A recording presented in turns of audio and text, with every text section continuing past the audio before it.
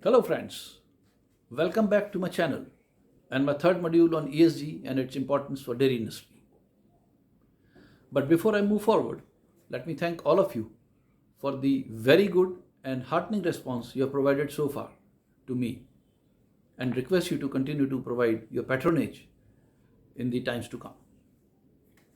Friends, in the first two modules, we talked about ESG and its importance for dairy industry in brief. In the first module, we talked about the general background and evolution of ESG over the years. And in the second module, we talked about in brief about the importance of dairy industry and the five categories in which the entire ESG intervention in dairy industry can be classified, namely animals, farmers, milk handling, sales and distribution system, and consumers. In the third and subsequent modules, now we will be talking about these five categories in detail. In the third module, which I am presenting now, we will be covering the first two categories, that is animals and farmers. I hope you will find this video also useful and interesting as you have found the other two. In case yes, please do not forget to like my video, and also if you have not subscribed to my channel so far, kindly do so that you continue to get notifications about my future offerings. Thanks a lot and happy viewing.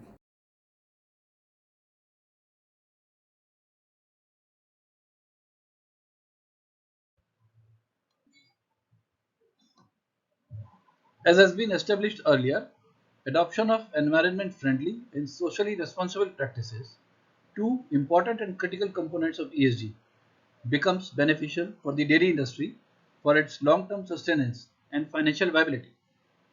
The whole gamut of ESG in dairy industry can be classified into five categories, and these categories are animals, farmers, milk handling post-milking, transportation and processing,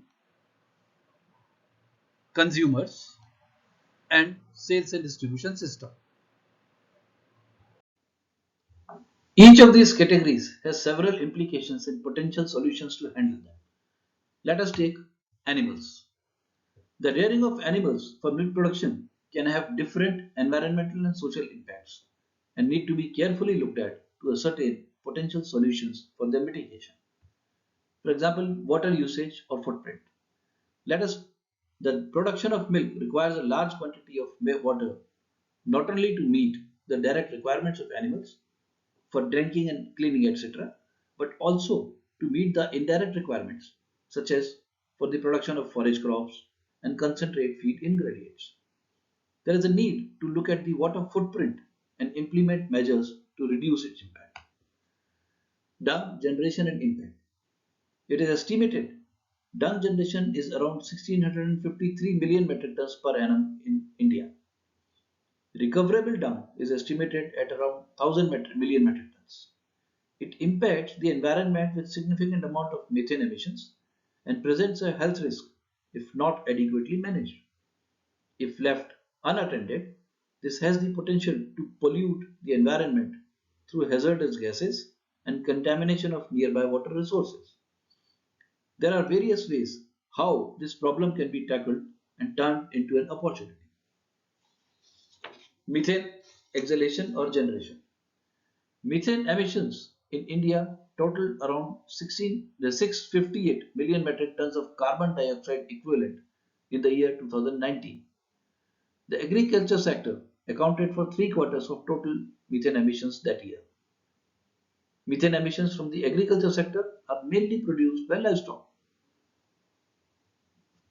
To quote, methane has 27 times more global warming potential than CO2, and nitrous oxide has 273 million times more global warming potential than CO2. So there is a strong need to address this issue sustainably. Feed and fodder consumption and impact. Feed and fodder production has implications of the land use up for fodder production, water usage in production, and use of pesticides and insecticides, which ultimately impact the quality of milk. Apart from this, the combination of various types of fodder and seeds consumed by the animals also has an implication in the form of enteric methane generation and exhalation. Animal diseases.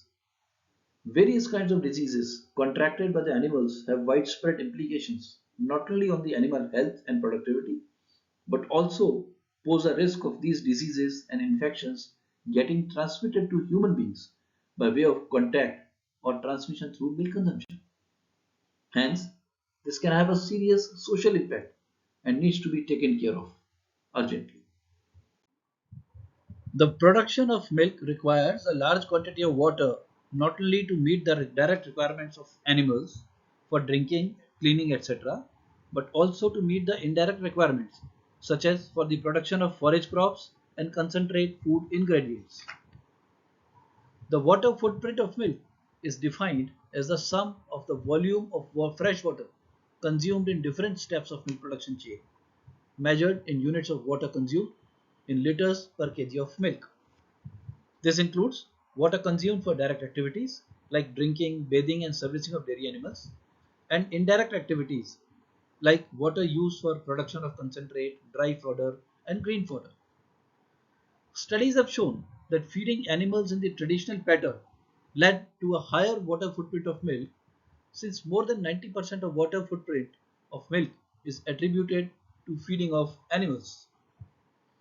Animals fed balanced rations, on the other hand, comprising a judicious mix of green fodder, dry fodder, and concentrate feed ingredients, had a 14% lower water footprint of milk, 1236 versus 1062 liters per kg.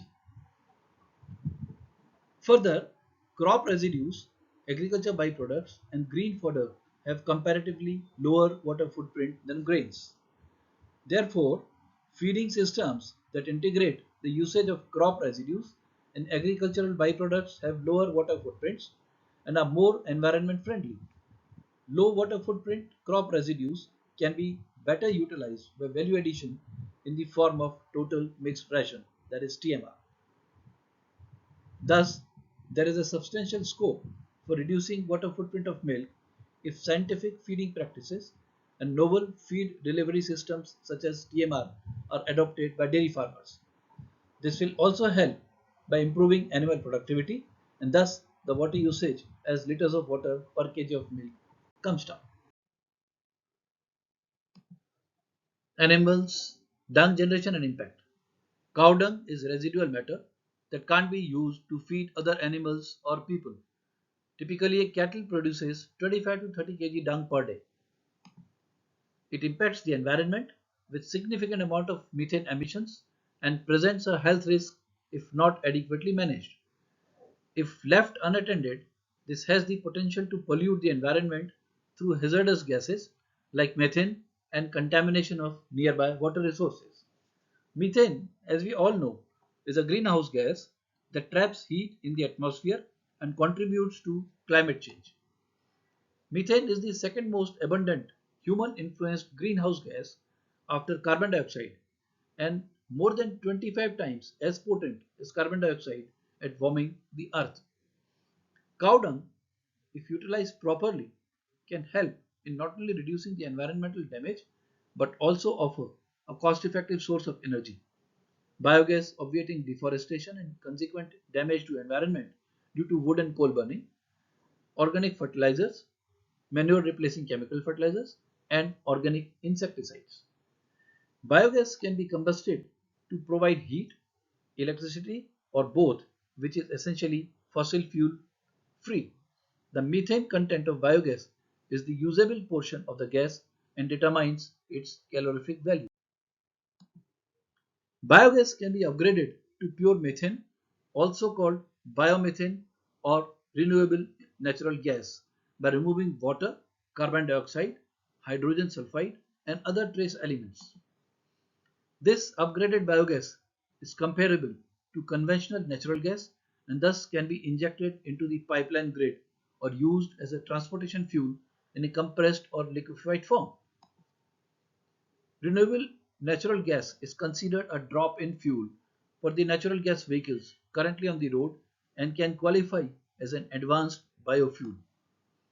It can also be a source of renewable hydrogen, which can be used in stationary fuel cells and fuel cell electric vehicles. Methane exhaling. India's soaring population and fast growing economy have seen emissions here rise dramatically in recent decades. Since 1990, annual carbon dioxide emissions in India have increased by more than 300% to reach a record high of 2.56 billion metric tons. The staggering growth in emissions means India is now the third biggest carbon emitter worldwide, accounting for 7% of global emissions in 2020. However, the saving grace is that per capita emissions in India are considerably lower than in many other countries, at just 1.77 metric tons per person. This is well below the global average. Methane emissions in India total 658 million metric tons of carbon dioxide equivalent in 2019. The agriculture sector accounted for three quarters of total methane emissions that year. Methane emissions from the agriculture sector are mainly produced by livestock. Landfill sites are also a major source of methane in India, with the waste sector accounting for more than 10% of total methane emissions. As mentioned above, the major share of methane emissions by agriculture comes from the enteric fermentation. Cows and other grazing animals host microbes in their stomachs, gut-filling hitchhikers that help them break down and absorb the nutrients from tough grasses.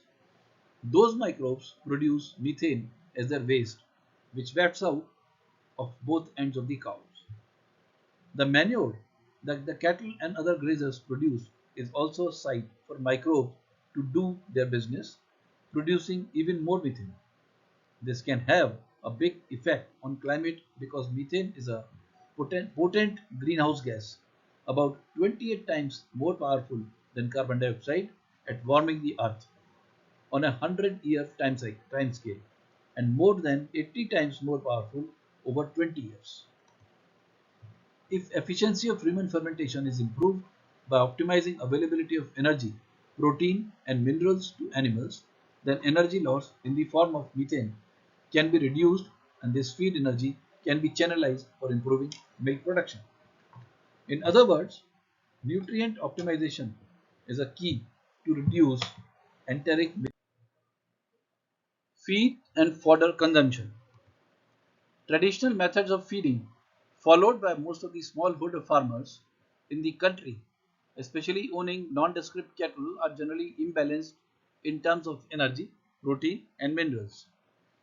Animals fed such rations not only produce less milk at higher cost, but also emit more methane per kg of milk produced.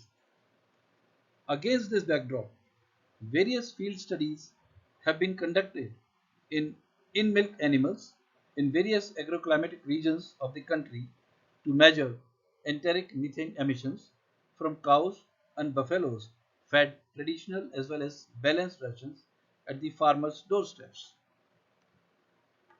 It has been found that feeding balanced rations optimized to meet nutrient requirements of animals results in 10 to 15% lower enteric methane emissions per kg of milk. Details are also available on the Dairy Knowledge Portal of NDD. In addition, there is reduction in cost of milk production, improvement in animal productivity, and income of dairy farmers. Thus, ration balancing and nutrient optimization is one of the promising strategies for reducing enteric methane emission and improving sustainability of dairy in smallholder systems. Animal diseases. Although the list is not exhaustive, major diseases affecting the animals are bovine tuberculosis, foot and mouth disease, anthrax, rabies, cowpox, undulant fever or Malta fever, brucellosis, and digestive disturbances. All the above infections have the potential to be transmitted to humans through consumption of milk of infected animals. Ideally, this can be avoided by not consuming the milk as long as the animal is infected. However, considering its financial impact of not consuming the milk, this can be largely prevented by pasteurizing milk before its consumption. And use of antibiotics. Another implication of animal disease is the usage of antibiotics. The enormous increase in the demand for animal protein has rapidly increased the use of antimicrobials in the animal health sector, both in India and globally, where these drugs are used not only to treat and prevent infections, but also to promote rapid growth. One of the biggest irritants for the farmers is mastitis, a common disease in cattle which is generally contracted due to poor farming and milking hygiene. This is most common in high-yielding exotic breeds and crossbreds. If an animal sits on an unclean floor immediately after being milked, microorganisms enter its body through the udder and cause the diseases. Mastitis can also occur if the milker's hygiene is compromised or unclean milking equipment is used. The disease is most common in high milk yielding exotic breeds or crossbreds. When cows suffer from mastitis, they are treated with antibiotics by intramammary or intramuscular injections. The antibiotics circulate in the body and are secreted in the milk for up to 72 hours. Drug residues in milk are undesirable because they can trigger allergies and drug resistance in humans and inhibit the lactic acid starter cultures used in the manufacture of fermented dairy products. Unregulated usage of antibiotics not only has an adverse impact on the animal health and long-term productivity, but also has the serious potential of milk consumers getting antimicrobial resistance. Although Department of Animal Husbandry Farmer Manual recommends use of only penicillin, gentamicin, streptomycin, and enrofloxacin on animals, farmers, however, use stronger substitutes for early recovery and at times due to lack of full knowledge of the side effects. Most farmers give the injections without knowing which antibiotics should be given and in what doses. As a result, they end up underdosing or overdosing the animal. As farmers overuse antibiotics, it makes the healthy milk that we drink unhealthy. Most farmers do not know about withdrawal period. This is the time after the last day an antibiotic is administered and before the milk is sold. Farmers must not sell milk during this period as it can increase chances of antibiotic residues in milk. However, commercial considerations make them ignore this practice and continue to sell milk even during withdrawal period. The above has two-pronged impact. One, the disease adversely impacts the milk production during disease, and two, in the long run, diseases like FMD, mastitis also impact the productivity. Proper and timely treatment as well as training and education of farmers would help in avoidance of disease and adverse side effects on animal health and milk productivity, and quality may be protected. It is therefore incumbent upon the dairy organizations to provide adequate training and knowledge to the farmers and also ensure that the animals get proper and timely treatment, and more importantly, prophylaxis for disease prevention. Focus should be more on disease prevention rather than treatment. For example, vaccination, deworming, etc. A large number of dairy cooperatives and responsible private dairy organizations have well established animal health services, supplementing the efforts of the government departments. Most of the ESG interventions in the farmer space will be in the social areas. For example, providing a regular market to the farmers for their milk at remunerative prices around the year, with establishment of a transparent milk payment system, and also encouraging the farmers to retain reasonable quantity of milk at home for their own nutritional requirements, working on the animal productivity enhancement activities, and helping the farmers, encouraging, educating, and training the farmers in clean milk production techniques, and last but not the least, also taking care of the health and wellness of the farmers. So, regular market. Majority of milk producers are small and marginal farmers and landless people, and dairy is their main income generating occupation. This and the fact that milk is a highly perishable product makes it imperative that the farmer is assured of a regular market closest to the production center, preferably at a doorstep, twice a day throughout the year. Although, over the past few decades, this has been made possible by the establishment of dairy cooperatives across the length and breadth of the country under Operation Flood program, a lot is yet to be done in this area.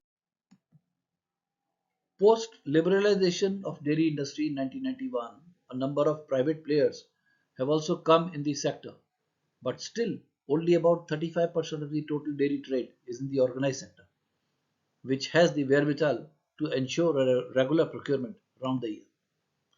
It therefore becomes a major social responsibility of the organized sector to continuously work towards increasing its share in the whole pie and strengthen one of the most important pillars of ESG, that is, social. This will also guarantee a regular supply of raw material for the dairy plant to operate viably. Remunerative and transparent payment systems. Success of Operation Flood program was primarily due to the fact that the dairy cooperatives strived and succeeded in passing on the major share of consumer rupee, close to 70 to 75%, to the farmers in the form of milk procurement price. This also sets a minimum price benchmark for all the other players, including organized and unorganized private players operating in the area, and thus fulfills a major social obligation of the industry to create significant value for the most important stakeholder, that is, the farmer. By basing the milk payment to measurable quality parameters like fat SNF and now also the MBRT, and setting up standard testing and payment protocols, the industry has also fulfilled the other obligation of being fair and transparent in their dealings with the farmers. Further expansion of organized sector at a rapid pace would enhance the transparency in the overall sector and should be one of the major goals. Increasing the share of value-added dairy products in the total business will also help in improving the profitability of the dairies, enabling them to pass on larger share of consumer rupee to the farmers. Reasonable milk retention at home. Though it is the decision of the farmer to sell the milk to a dairy organization, it is also essential that she is encouraged to retain adequate quantity of milk for home consumption. Milk is one of the cheapest sources of proteins, and it is preferable to consume it rather than sourcing more expensive alternative for nutrition like pulses, meat, etc. to its exclusion, especially when you already have it. On an average, in India, about 45% milk is retained at household level in villages, mainly for own consumption or for selling to locals not owning milk animals. This percentage may vary from region to region, depending upon the productivity of animals, population, and the income strata of the farmers. It is therefore incumbent upon the dairy organizations to ensure adequate retention at village level while also meeting the urban market demand. This can be achieved by 1. Paying a remunerative price, and 2. Helping the farmer by improving the productivity of existing animals and increasing the herd size so that total milk production at the household level also increases. Animal productivity enhancement. The average annual milk yield of Indian cattle, indigenous and nondescript breeds, is only about 50% of exotic and crossbred cows, whereas they contribute close to two-thirds of total milk production in the country. Although a lot of work has been done over the past 3-4 decades on milk animal productivity enhancement, still a huge gap exists between the levels achieved and the desired levels. In addition, The low availability of good quality fodder to feed the largest cattle population in the world also puts pressure on the overall milk production and the cost of production. This makes the dairying financially unviable for a large number of farmers, especially those owning non-descript cows and low-yielding animals. While it is the primary responsibility of the government, animal husbandry departments, and agencies, the dairy organizations also have a social obligation to help the farmers in improving the milk animal productivity.